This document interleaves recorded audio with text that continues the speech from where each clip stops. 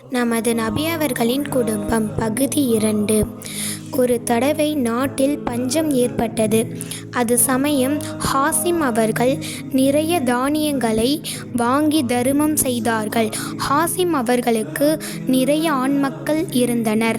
அவர்களில் பிரசித்தி பெற்றவர் அப்துல் முத்தலிப் ஆவார். இவர்களும் தன் மக்களுக்கு தலைவராக இருந்தார்கள். அரபு நாட்டில் தண்ணீர் மிக குறைவு. ஜம்ஜம் கிணறு அல்லாஹ்வின் மாபெரும் அருட்கொடையாகும். ஆனால் சில காலம் அது மண்ணால் மூடப்பட்டு கிடந்தது.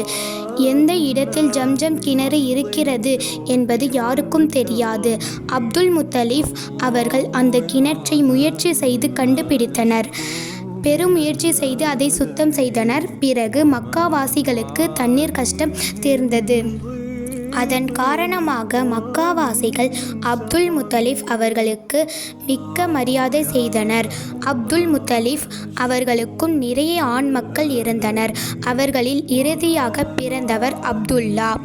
இவர்களே நமது பிரிய நபியின் தந்தையாவார்கள். அப்துல்லா அவர்களின் திருமணம் அன்னை ஆமினாவுடன் நடந்தது.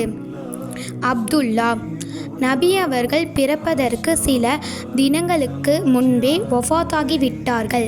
நபி அவர்கள் பிறந்த செய்தி தாத்தா அப்துல் முத்தலிப் அவர்களுக்கு கிடைத்தவுடன் மிகவும் சந்தோஷம் அடைந்தார்கள்.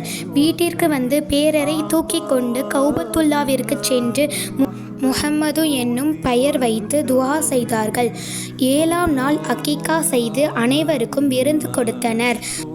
மக்கள் முஹம்மது என்று பெயர் வைக்க காரணம் என்ன என்று கேட்டனர். அதற்கு என்னுடைய பேரர் உலகம் முழுக்க புகழ்ந்து பேசப்பட வேண்டுமென நான் விரும்புகிறேன் என்று கூறினார்கள்.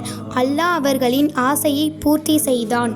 நமது நபி ஸல்லல்லாஹு அலைஹி வஸல்லம் அவர்களின் மீது ஸலவாத்தும் சலாமும் உண்டாகட்டுமாக. ஆமீன். அஸ்ஸலாமு அலைக்கும் வரஹ்மத்துல்லாஹி வபரகாத்துஹு.